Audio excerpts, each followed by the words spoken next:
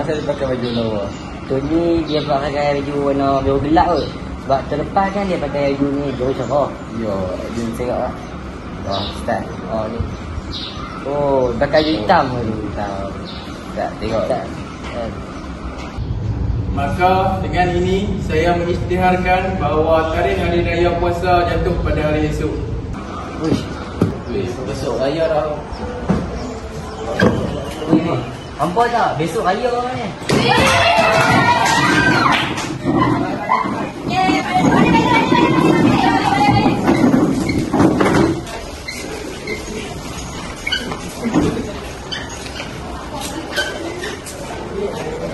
Sat. Bukan pengumuman raya orang buat semalam ke?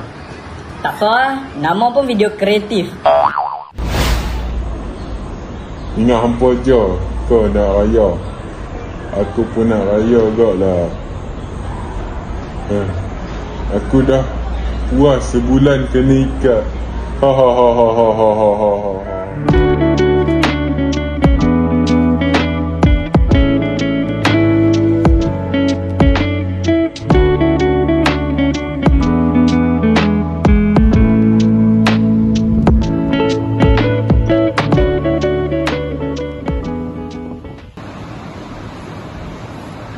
Keluar tu tak mau salam dulu ke?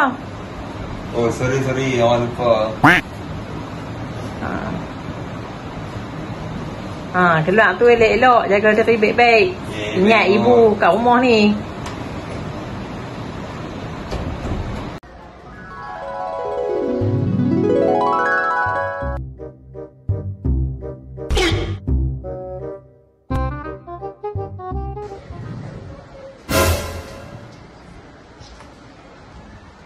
Dam, tak payah pergi solat raya dah. Tidur aja, tak payah bangun.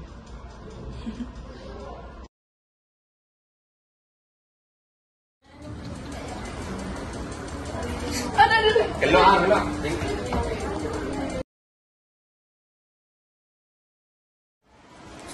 Ustaz berbual sini. Dah ada apa dah. Tak ada lampu ni. Wih, lambat dah. Jom, siap-siap kita punya ayam Ustaz. Okey.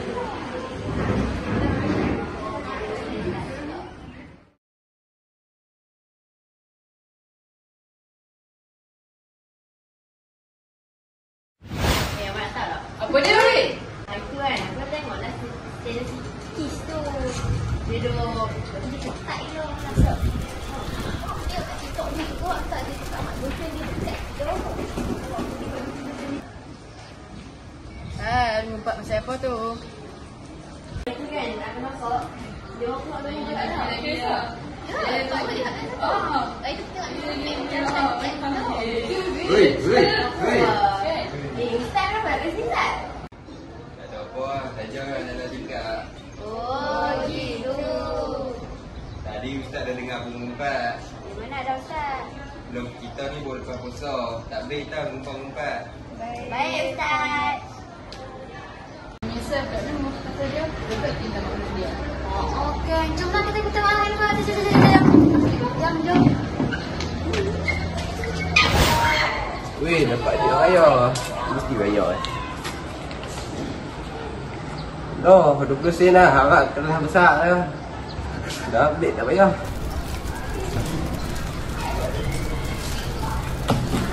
Kelas saja besar. Tapi satu lagi 20 sen dah. Nak bawa apa 20 sen ni? Jumpa ni makan dekuk. Duit pun bagi sikit sangat lah.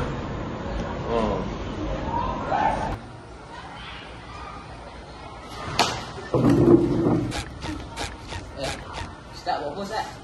Tak ada apa lah. Tadi ada lalat. Ni tadi Ustaz dah dengar ada ngumpat seseorang kan.